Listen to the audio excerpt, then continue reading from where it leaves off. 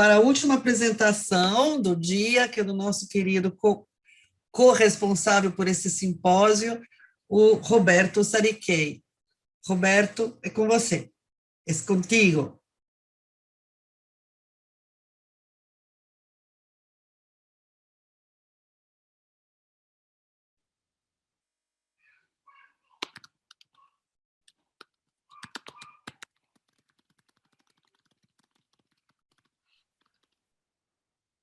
We can't hear you. Roberto? Está apagado tu micrófono. Perdón. Les decía que muchas gracias a todos por las ponencias anteriores y por estar presentes el día de hoy.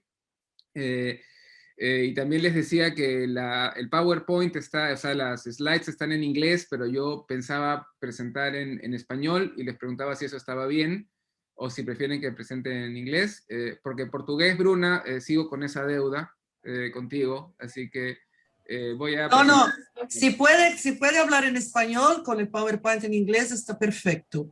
Perfecto. Entonces, bueno, lo que voy a presentar son algunas ideas, algunas, digamos, como unas primeras aproximaciones a un uso, a un género discursivo que está tomando mucha fuerza entre los shipibos, entre el pueblo shipibo conibo, y que tiene que ver con la narración y comentario de partidos de fútbol en vivo, ¿no? Como vamos a ver en unos minutos, los shipibos tienen una vez al año un evento deportivo muy importante al que ellos mismos llaman el Mundialito Shipibo, por lo que tengo entendido a partir de entrevistas que he hecho con los participantes, esto de empezar a narrar los partidos de fútbol en shipibo fue una cosa muy espontánea, y año tras año se ha ido constituyendo en una de las cosas centrales del evento. Los narradores de fútbol son personajes con los que los niños más jóvenes se pueden tomar fotos o pedir autógrafos, son pequeñas celebridades en el mundo social y cultural del pueblo shipibo, ¿no? Y esta práctica se ha ido haciendo cada vez más establecida, institucionalizada, ¿no? De tal manera que para narrar un partido de fútbol en shipibo hay que aprender. Esto es un poco lo que yo he ido pudiendo recoger a partir de entrevistas que he hecho con los actores, ¿no? Entonces, lo que voy a hacer el día de hoy es un poco comentar algunos rasgos discursivos, algunos rasgos estructurales que encontramos en este corpus de narración de partidos de fútbol, luego un poco comentar lo que yo creo que se está gestando, ¿no? O sea, cuál es el impacto que estos nuevos usos tienen para la supervivencia de la lengua, para el mantenimiento de la lengua y para el empoderamiento social de sus hablantes. ¿No? Cuando uno tiene contacto con el pueblo shipibo, y bueno, ahí está Pilar, que seguramente me va a decir que todo lo que estoy diciendo está mal, pero cuando uno tiene contacto con el pueblo shipibo hay mucha, no diría tensión, pero sí diferencia entre shipibos urbanos y shipibos de las comunidades. Hay comunidades indígenas, comunidades shipibo en la ciudad de Pucallpa y bueno, en la ciudad de Lima también. Dicho sea de paso, el día de ayer se ha incendiado por segunda vez en muy poco tiempo la comunidad shipibo conibo que existe en Lima. Entonces hay una presencia urbana de los shipibos en el país, en Lima, en Ica, que son ciudades de la costa, en Pucallpa, y obviamente eso está trayendo cambios estructurales en la lengua, y lo fascinante del caso del pueblo shipibo es cómo ellos han ido adaptando su ser urbanos y adaptándose lingüísticamente y adaptando su lengua, ¿no? Que eso también tiene un poco que ver con lo que decía Josh sobre el code switching, ¿no? Y o estas combinaciones de códigos, o como querramos llamarlas, ¿no? O sea, digamos, hay un esfuerzo por urbanizar la lengua, y eso, bueno, tiene un costo estructural, tiene un costo de transformación, de cambio lingüístico abrupto, pero yo creo que la recompensa es que el shipibo conibo probablemente va a ser una de las lenguas que va a mantenerse vital por más tiempo en el Perú, ¿no? A no ser que las cosas cambien y las políticas lingüísticas cambien y las lenguas se mantengan. Si eso no ocurre y seguimos teniendo una situación de agresión constante a las lenguas indígenas o descuido constante a las lenguas indígenas, no tengan duda de que el Shipibo va a ser el último bastión de la diversidad lingüística en el Perú, por esas estrategias que ellos mismos han ido desarrollando. Entonces, un poco de eso les voy a hablar el día de hoy, centrándome en un ejemplo de esto que es la narración de fútbol. Como saben, el Shipibo Conibo es una lengua pano atípica en términos de su demografía, ya que tiene más de 30.000 hablantes, no sabemos el número exacto, pero por lo menos 30.000 hablantes de Shipibo existen, y eso es muy atípico en el panorama pano. Hay hablantes de Shipibo en Ucayali, donde se concentra la mayoría de ellos, pero también en Loreto, Huánuco, Madre de Dios, y como les comenté hace un momento, también en Lima e Ica. Tiene un sistema fonológico bastante pano, prototípico pano, con algunos sonidos un poco atípicos, es cierto, pero con 4 vocales, en fin, tienen ahí la información. Es una lengua aglutinante, en principio, en el sentido en que muchas de las palabras shipibas en el discurso están compuestas de varios morfemas, y estos morfemas suelen ser relativamente sencillos de identificar. Es una lengua muy de dependent marking, muy ergativa a nivel morfológico. Hay ergatividad morfológica en los nombres y en los pronombres, eso también es atípico para las lenguas pano. Como las otras lenguas pano, salvo el Isconagua y al parecer también el Amahuaca, eso es algo que estamos justamente viendo compilar, los verbos son léxicamente transitivos o intransitivos, el orden de palabras es relativamente flexible, pero los verbos suelen ir al final. Y bueno, como ya conocen a partir de los trabajos de Pilar Valenzuela, tiene un sistema de participant agreement o /switch reference bastante rico, bastante complejo, y una riqueza de construcciones asociadas a transitivity harmony.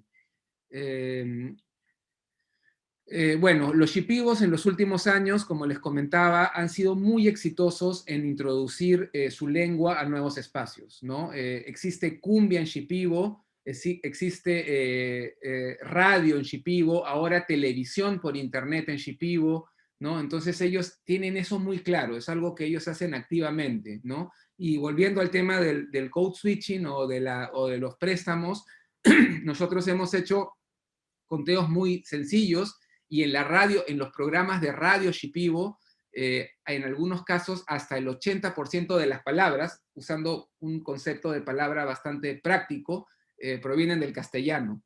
Entonces es interesante porque en realidad en términos estadísticos uno escucha más palabras castellano que palabras shipibas, pero de todas maneras eso es radio shipiba, ¿no? Y hay muchas cosas de identidad, de concepción bien interesantes que están pasando. Y bueno, tienen la cumbia, tienen la radio, tienen la televisión y tienen esta práctica de narrar partidos, bueno, Facebook, ¿no? Mucho activismo, mucha presencia de shipibo en Facebook, y bueno, el mundialito shipibo es una de estas cosas, ¿no? Como se pueden imaginar, el fútbol es muy importante en el Perú, aunque no somos muy buenos jugando fútbol, nos gusta el fútbol.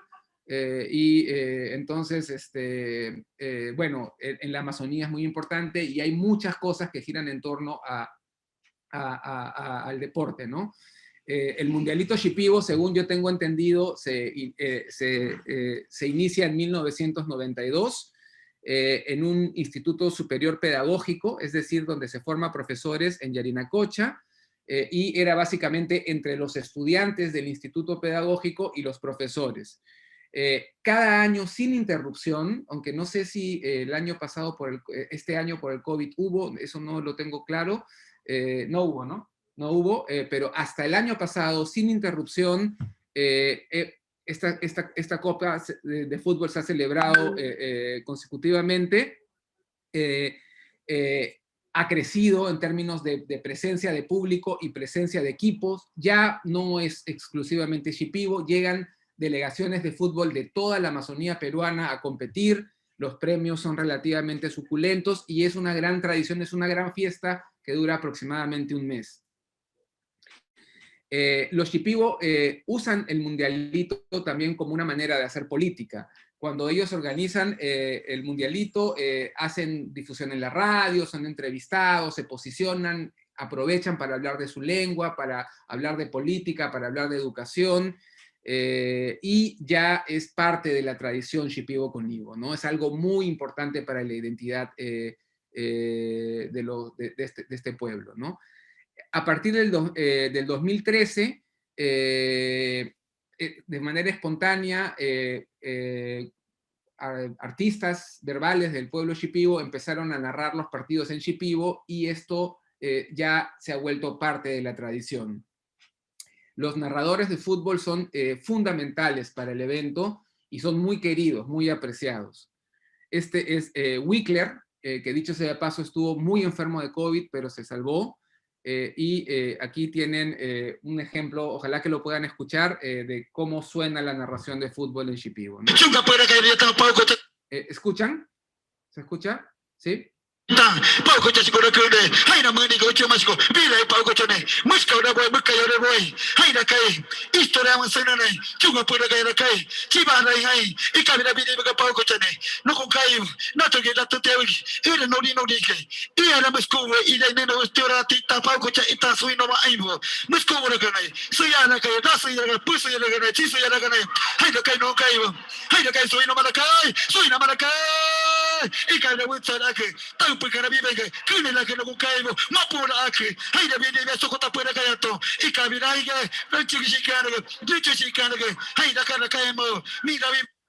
No me pidan que traduzca porque es demasiado rápido.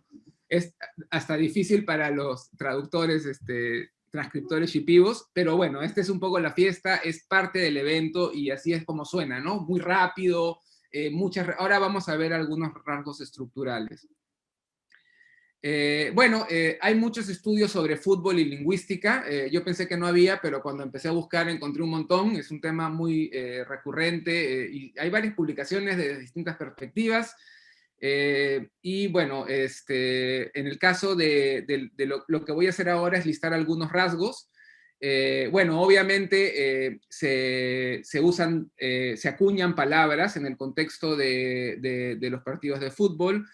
Por ejemplo, se usan palabras que ya existen con extensiones semánticas. Manchan, por ejemplo, es garza, pero también es el juez de línea de los partidos. Chupa significa ropa, pero también significan las banderas que se ponen en las esquinas. Purush es un idiófono que imita el sonido del pito, al parecer, y eso significa árbitro. Kini es hueco, pero también es el arco. Mutsati significa chancar alguna cosa como papa, pero significa también dar idas y vueltas con la pelota, o sea, dar pases intrascendentes en un partido de fútbol. Mai es tierra, pedazo de tierra, pero también se usa para el campo de fútbol. Y los lados de la cancha se llaman tzitzón, que tiene que ver con el nombre de las curvas de los ríos, es el nombre que se le da a cada uno de los lados de la cancha, ¿no? O sea, ellos han acuñado una terminología. En este caso, miren, es muy interesante porque ha habido un esfuerzo por no prestarse las palabras del castellano, sino de acuñar. Hay mucha reflexión explícita sobre la creación de palabras. Muchas de estas palabras que se acuñan en el contexto de la narración de fútbol tienen que ver con onomatopeyas e idiófonos. Hay muchas onomatopeyas y muchos idiófonos, algunos seguramente preexistentes en la lengua, otros tal vez acuñados en el contexto de esta práctica, pero por ejemplo aquí tienen el idiófono po, ¿no? Tan, vivain, po, ariku, ¿no? O sea, es como siempre van a usar muchos idiófonos y onomatopeyas, o por ejemplo, mush, que en realidad hay que estudiar bien el significado, pero esto está nutrido de onomatopeyas, incluso el nombre del referee es Purush Purush. Luego hay interjecciones, ¿no es cierto?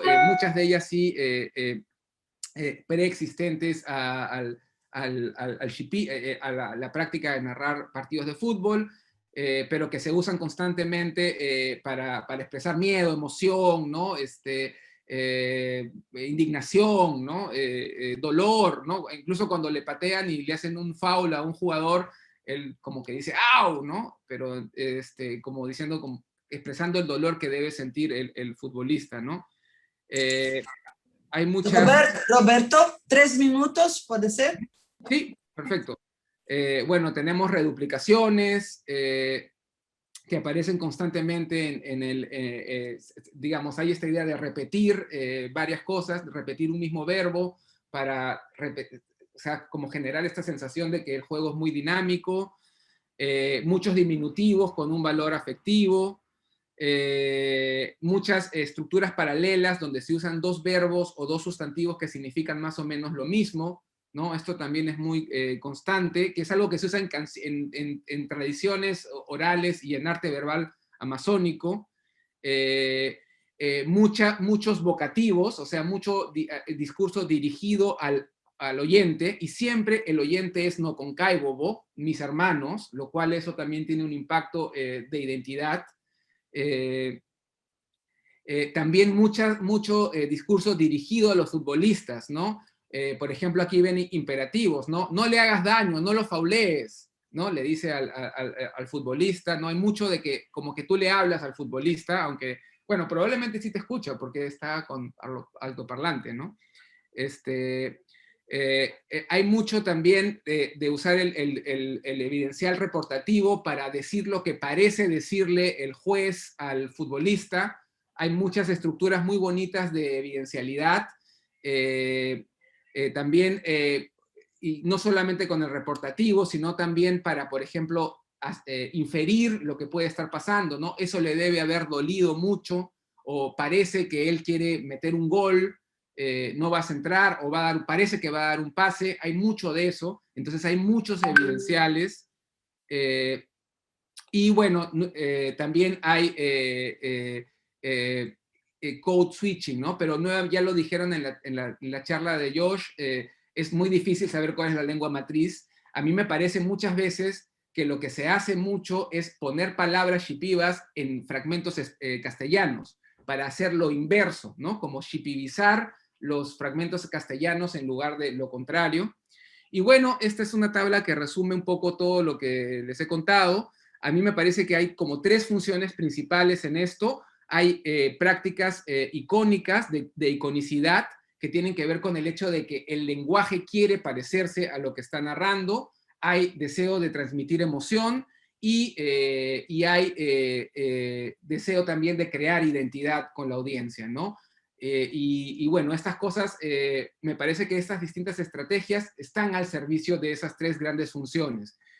Salvo las innovaciones léxicas, y esto es algo que de hecho tendríamos que conversar más con Pilar, me parece que no hay recursos estilísticos que se hayan creado propiamente en el contexto de esto, pero sí hay un uso constante de ciertas posibilidades que ofrece el shipibo.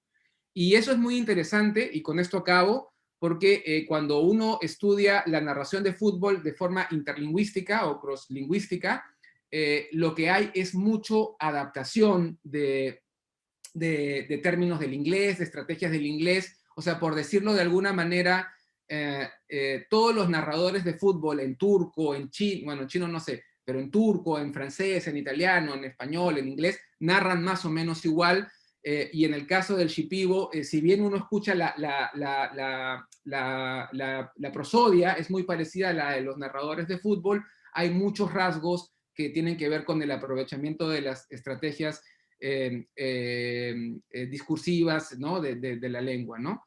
Ya no tengo más tiempo, pero bueno, me parece que aquí hay un esfuerzo realmente muy claro del pueblo shipibo por urbanizar, por adaptar su lengua a nuevos contextos. Coincido con Josh cuando dijo que es muy importante empezar a documentar lenguas en estos contextos y entender que distintos contextos van a generar variación y tratar de incorporar esta variación a los proyectos y procesos de documentación lingüística, ¿no? Y bueno, eso es todo.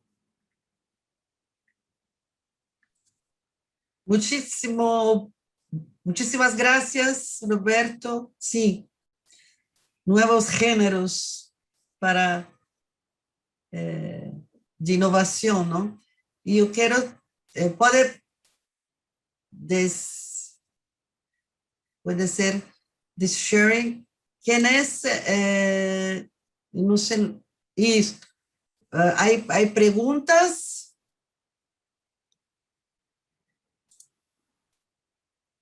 Comentários? Aline? Estava brigando aqui com os microfones e tal. Gostei muito da sua apresentação, gosto muito dessa coisa de mostrar os soccer games e mostrar também, fazer a análise linguística desses dados, né? Eu me lembro que um dos dados que eu mais gostei no Nhangatu foi exatamente um dia que alguém me disse Ixé Quera, que era sempre o passado nominal, a menina falou, os homens Quera, homem em português Quera, justamente para falar que os caras estavam mal no futebol. Eles tinham perdido, um desastre. Mas, enfim, no começo da sua apresentação, você reforça algo sobre a língua precisar ter esse movimento de contato e de mistura de códigos para sobreviver nesse sistema. Isso remete um pouco à pergunta do Dionei sobre a obsolescência linguística e muito do que eu vejo ao trabalhar com Nhangatu, né? Que o tempo todo as pessoas ficam dizendo que, enfim, um monte de bizarrices, mas basicamente que é misturado, não é mais língua indígena, misturado, quando é uma língua que está há 400 anos em contato, e esse contato precisa dessas transformações. Então, achei maravilhoso ver essas transformações, o trabalho de todos os trabalhos, que a gente, às vezes, com uma formação de linguística muito, a gente fala funcionalista e tal, mas muito olhando para as estruturas, não consegue perceber essa função das misturas e de olhar para as misturas de códigos. Enfim, foi mais um comentário, não é bem uma pergunta. Pero de acuerdo, ¿no? Digamos, hay una cuestión también de percepción, de sentimientos, de ideologías lingüísticas, ¿no? Y de hecho, también hubo una pregunta en el caso de la charla de Josh sobre cómo se percibían esto desde la perspectiva de los jóvenes o de los adultos, ¿no? Lo mismo ocurre entre los shipibos, ¿no? Pero es muy interesante preguntarle a los mismos actores por qué hacen esto. Yo he hecho varias entrevistas con cantantes de cumbia shipiba y con narradores de fútbol shipibo y con personas de la radio, ¿no? Personas que tienen programas. Y ellos tienen una explicación, o sea, ellos te dicen, bueno, sí, nosotros usamos shipibo porque, por ejemplo, en Pucallpa hay pueblos indígenas de distintas clases o de distintas lenguas, o usamos castellano para que nos entiendan nuestros hermanos no indígenas. O sea, tienen toda una explicación de qué es lo que están haciendo. Y a la larga lo que están haciendo es, claro, efectivamente el shipibo de lo urbano tiene una fuerte influencia de castellano, pero por otro lado, los shipibos han logrado posicionarse muy bien en la ciudad de Pucallpa. La radio, las canciones de cumbia shipiba se escuchan, a veces uno está almorzando en un restaurante y escucha una canción de cumbia shipiba en un restaurante en el centro de la ciudad. Entonces, es ese balance sobre el cual podríamos discutir, ¿no? O sea, bueno, sí, probablemente se pierda complejidad morfológica, probablemente algunos sufijos dejen de usarse, pero probablemente, por otro lado, eso ayude a que la gente se acomode socialmente y sean menos discriminados y puedan ocupar ciertos puestos y perseverar, ¿no? Entonces es un problema complejo, pero yo creo que ellos lo tienen muy claro, ¿no? Hay un documental que hicimos con Ronald Suárez sobre cumbia shipiba, que se llama, lo puedo escribir aquí en el chat, Se Por llama favor, porque es muy lindo. Es Mashá, muy interesante. Cumbia. Si ustedes googlean esto en YouTube, van a encontrar este documental de 20 minutos que hicimos con un dirigente indígena que se llama Ronald Suárez, que de hecho es el presidente de los Shipibos ahora, y ahí tienen que la cumbia mashá es castellano, es shipibo, son canciones tradicionales, es ayahuasca. Toman ayahuasca para componer las letras. Entonces es una mixtura de cosas que al final a la larga desencadena en una práctica que los posiciona socialmente. Dan conciertos públicos, la gente baila sus canciones, entonces es esa tensión, ¿no? Perfecto. Sí, ese documentario es muy lindo, muy interesante de la cumbia Shipibo. Cláudio, rapidamente. Rapidinho, sobre essa simplificação morfológica, você encontrou com os morfemas de movimento associado? Porque quando a gente vê narrativas Cunicuim, a gente vê a necessidade de cada verbo, mesmo que seja o mesmo evento, descendo o rio, a gente tem que ter em todos os verbos a marca descendo o rio. Existe essa simplificação? Se usan mucho los sufijos de movimiento asociado, ¿no? Sí se usan. De hecho, a mí todavía me falta explorar más, de hecho, es algo que le quiero proponer a Pilar, de mirar este corpus con ella, que es una experta en shipibo, ¿no? Pero sí, los de movimiento asociado sí aparecen recurrentemente, ¿no? Habría que ver qué cosas están desapareciendo, qué cosas, por dónde está yendo la simplificación, ¿no? Por ejemplo, en el español, en el shipibo urbano de Lima, no sé si saben, pero la marca de ergativo en shipibo tenía una alomorfía muy compleja, con varios alomorfos distintos. Eso ya nadie lo usa en la ciudad, en Lima, ¿no? Entonces, sí se dan transformaciones que tienen que ver con cambio lingüístico abrupto y tienen que ver con contacto lingüístico. Bueno, en el caso de shipibo, no sé si querríamos decir obsolescencia, porque hay 30.000 hablantes, pero sí con cambio lingüístico abrupto, contacto, mucho bilingüismo. Los shipibos jóvenes hablan español como nativo hablantes. Es impresionante, ¿no? Que no pasa con los jóvenes de otros pueblos, de Xaranagua o Cacataibo, ¿no? Entonces son muy bilingües y se están dando cambios y bueno, pero ese particularmente de los sufijos de movimiento asociado, esos están bien presentes en el fútbol. Sí. Perfecto. Valkyria, rapidíssimo. Valkyria? Olá a todos.